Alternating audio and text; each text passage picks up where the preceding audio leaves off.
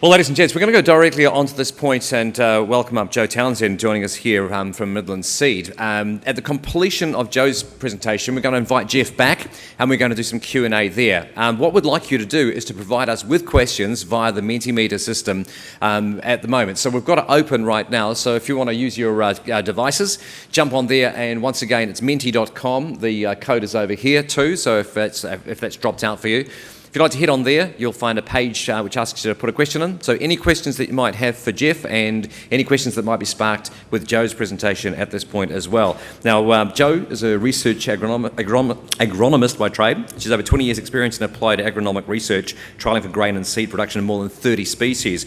And she's been the R&D manager for Midlands for the past 13 years, every year of which industrial hemp trials or productions have been conducted. So, ladies and gents, it gives me great pleasure indeed to welcome her to the stage. Round of applause, please, for Joe Townshend.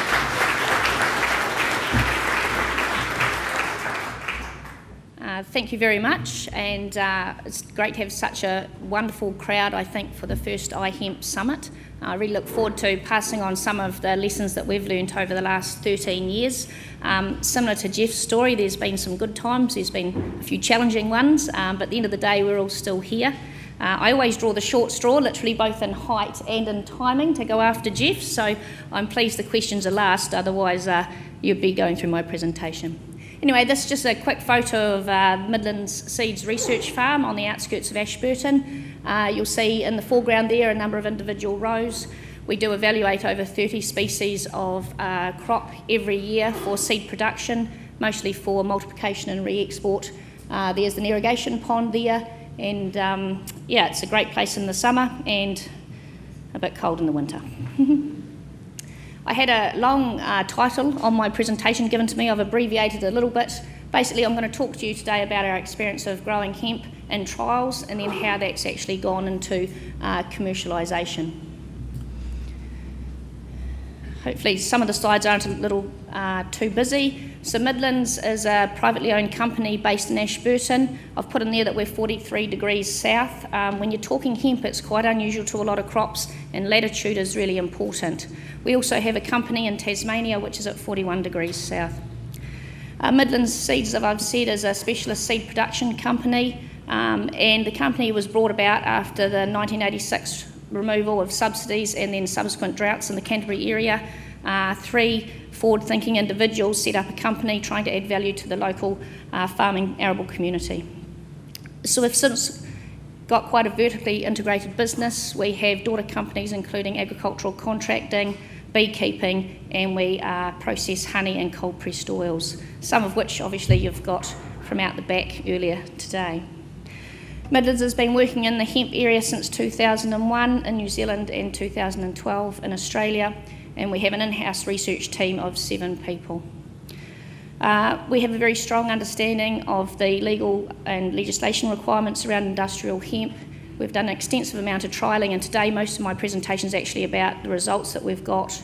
We're the licensees of overseas material from the likes of NZHIA and other companies in New Zealand, and we've done the work and put in the effort to register 8 approved cultivars on the New Zealand Ministry of Health approved list. We're one of the Southern Hemisphere's largest producers up until now of hemp, producing between 100 and 200 hectares per year across Australia and New Zealand prior to the food law changes, and we're really excited and looking forward to the opportunities that the food law changes will bring to us. It was really hard to work out where to target this presentation, and there's going to be people here that have never grown hemp before, there's going to be people that read a lot on Google, there's going to be people that have grown hemp for 13 years. I'm actually just going to take it back to the basics and then go through where I think the tricks of the trade are to make sure people are successful. So hemp is an annual fast-growing crop. It's very, very old. It's been used and grown throughout Europe, Asia and North America for centuries, but primarily for fibre production. However, many Indigenous people of those areas were well aware of the food properties and the medicinal properties of the crop.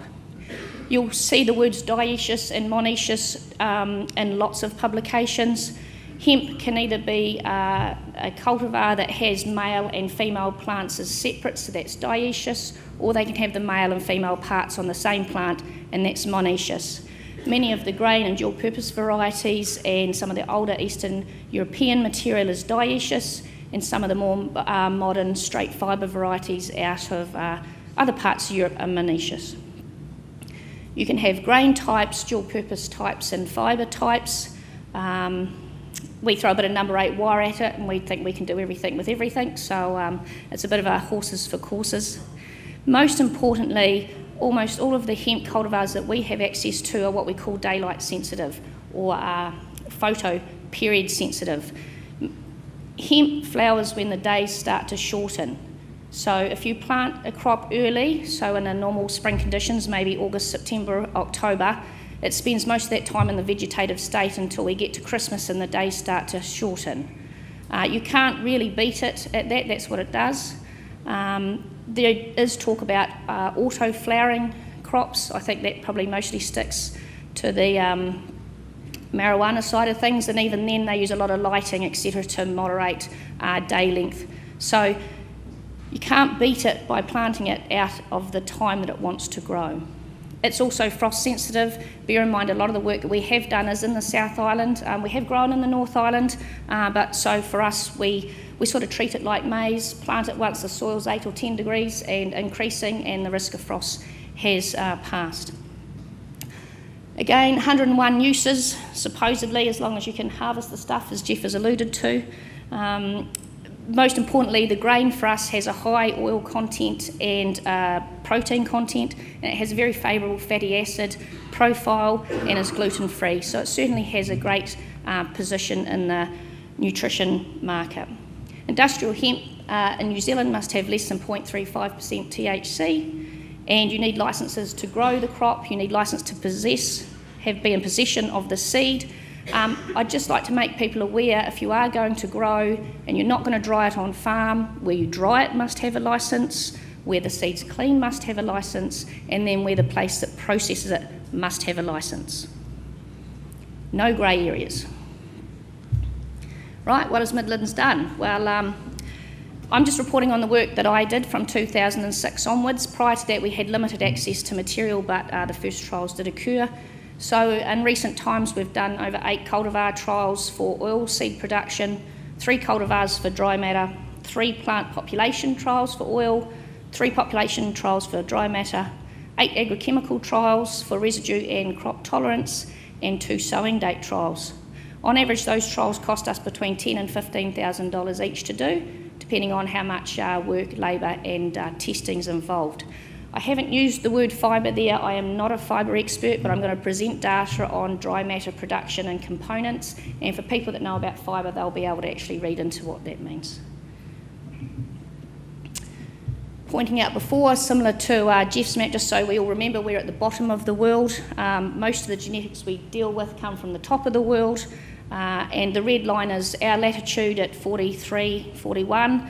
And up top is the blue line of where similar day length occurs, and the blue stars at the top of the screen are where we source our genetic material. So to make sure they actually work in New Zealand, we've done a significant amount of work evaluating cultivars. You don't need material bred in New Zealand. However, there is material that is bred here and could well be fit for purpose. I haven't unfortunately had the opportunity to trial that yet, but you make do with what you've got. And at the moment, there's a number of varieties listed, and I can only report on the ones that I've worked with. So we're looking at establishment vigour. It is a big seed, but it's absolutely pathetic to get out of the ground. Once it's up and away, as Jeff said, it's quite easy to work with. We're looking at establishment numbers. We're trying to work out the best populations. When's the crop going to flower? In New Zealand, it's really important to monitor disease susceptibility. Although we think we have a dry heat, we're not South Australia, we're not Western Australia. We actually have quite humid summers, less so in the South Island, but more so in the North Island. Sclerotinia is a disease that you often get following brassicas and some other crops, and I've got some photos of that. It likes warm, moist conditions. Botrytis likes cool, moist conditions, so autumn. We're trying to look at height and how we can control height. That's probably the biggest bugbear of mine with this crop, and it's very unpredictable. We can get lodging in severe winds and what we call brackling, which is just sort of bending over the stalk rather than leaning. We're looking obviously at grain yield, dry matter, and different food quality components. So there's lots of names that are going forward. I just thought I'd put up some photos. These are of individual plots in our actual time of sowing trial. I've put these in order of their maturity length. So the first one is a cultivar called Finola. A lot of people have heard that name before. It's an early season variety and is short, dioecious. The next one is CFX1, slightly taller and slightly later, same as CFX2. Finola has a slightly smaller grain size than the next two. The third one is CRS1. We call that a medium or maturity variety. It is slightly taller, but not excessively tall, has a large grain, good yield potential. USO31 and Fasamo are also dioecious types, and they, again, probably another 10 days later than CRS1. And then the last two photos there are of two monoecious varieties that are normally grown for fibre, and that's Pheromon and Futura. But a bit like anything, it's later in the season that they're easy to identify. We have a slightly more modern combine here in New Zealand to harvest our plot trials. So this is a Sampo 210. Took a little bit of coaching to let them use it in hemp the first time, but now we actually do all our small-scale productions and our plot trials through this machine perfectly fine. I'm not here today to pick winners on what's the best cultivar for you to use, and I thought this was quite a good slide. It's very hard to compare results from one year to the other, from one site to the other, and from one variety to the other. So I was thinking in my mind it's a bit like I'm trying to compare apples and oranges, and I thought this was quite a good statement. Apologies, it's a slightly busy table, but this is a summary of some cultivar work in terms of grain seed yields for machine-dressed conventionally grown grain. So along the top is the year that the production was done. The next row is the site where we did it, did the work, and the sowing date. And then the varieties or cultivars are down your left-hand side. So over the years, we've had a number of cultivars to evaluate. The ones in the yellowish sort of area are predominantly grain or dual-purpose types, and the four at the bottom are more probably fibre types. When we did the first trialling, we were quite happy with the yields. So we're ranging there sort of between 520 kilos of grain per hectare to 1,140. We were a little bit surprised that the fibre types out-yielded the grain types. And again, bearing in mind we're always learning. So we repeated the trial the next year with a similar sowing date. This site's 200 metres above sea level. Both sites are irrigated. And we got some bumper yields. These sort of match some of the best yields coming out of Canada. And I had said before, if I had any brains at all, I would have pulled out of actually doing hemp trials from this point and said, go for it. But no, we persevered. I've got the next slide up. The next two columns up are the same year, different sites, and you can see how sometimes we get it right and sometimes we don't, but quite a good average moderate yields. This is an interesting trial. This was a time of sowing trial, so we moved sowing forward into end of October, and we got pretty disappointing results, even though establishment was excellent. And when we planted later in November in exactly the same field, we got very good results. Joe, this is per hectare? Per hectare, machine dressed. Yep, at 8% moisture.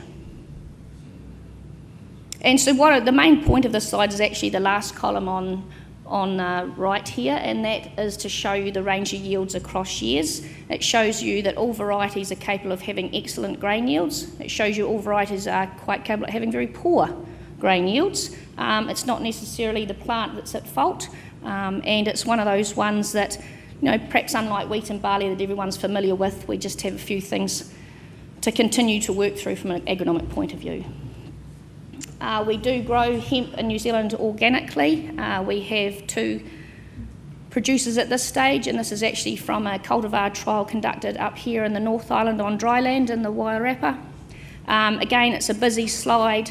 This is just an example of the information we take, But at the end of the day, it's the machine dress yield you're paid for, and you can see when grown well under an organic situation that the yields are as good as conventional. So as Jeff said, there's a place for both. People ask me, how much do I sow? What's the sowing rate? I say the target population for grain is 150 to 200 plants per square metre. This slide here shows you 2 years of trialling. The bold print is the populations established, so 124 plants per square metre produced 809 kilograms of yield. The key thing is the bottom 2 lines, there was no significant difference in either year in yield when populations ranged from 124 plants per square metre to 346. The yield was nearly double in the second year compared to the first year, but it actually had nothing to do with population. So it's climate. That is fully presented in an Agronomy Society paper, including all the costings of seed in and grain out. Here's our attempt to ret hemp cultivars to look at dry matter production and components. This is actually on a meat processing effluent farm in Canterbury, border dike irrigated, very free draining soils. So again, we've run through a lot of the similar trials where we've taken we call them silage cuts, I suppose. So this is cutting, first cut is taken at the end of flowering and the second cut at the cheesy dough stage. Bearing in mind, way back in 2006, CBD wasn't even spoken about, but it's quite interesting, probably some of the data I now have at our fingertips from work we actually did for silage production. So you'll see that we put Fasamo in as a dual purpose versus fibre varieties, and you can see that we're getting up to 15 tonnes of dry matter per hectare, and we've got some of the feed quality attributes there for a silage crop. So metabolisable energy, which obviously decreases in time, as does digestibility. Am I really over time? Yeah, there's time up. It was on -6 when I started. Was it on now? -12 seconds. Cool. All right, this is probably an interesting slide for people to look at what components make up the actual fibre type. So the blue is the leaves, percent dry matter, and then kilograms of dry matter per hectare. So the leaves were around 1 tonne, the stems 7 tonnes, and the flower heads 1.6 tonnes. So Deloitte's would be interested in that, 1,600 kilograms of flower heads per hectare. Again, similar things on plant populations, got exactly the same results, no effect. We just put in a lot more plants to have a lot more outside long fibres.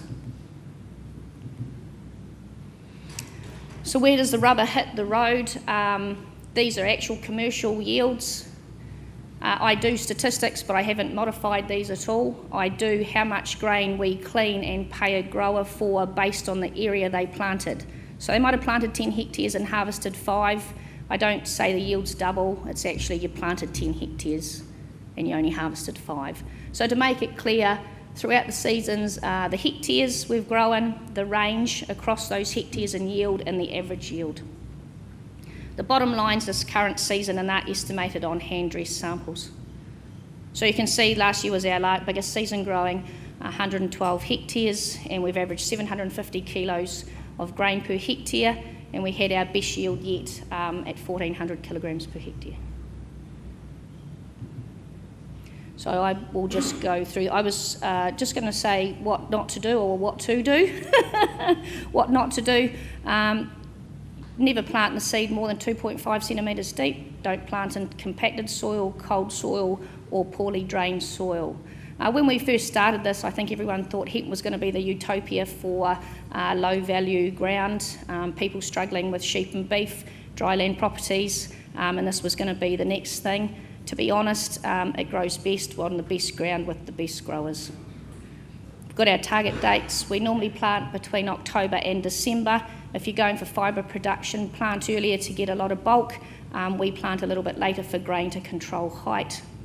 Weed control is critical, and fat hen and nightshade are your 2 biggest enemies. If you have a paddock that's already got that in its history, please don't plant your hemp there.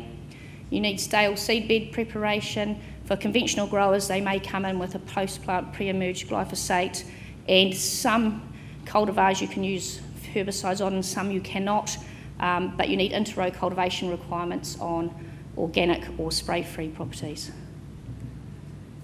For the untrained eye, this is unacceptable herbicide damage. This is just acceptable as a salvage situation, and this is what we would prefer to see. I say to people, be vigilant. The crop does like good fertility, water and warmth. Disease is, I think, our number one issue growing in New Zealand, both conventionally and chemical-free.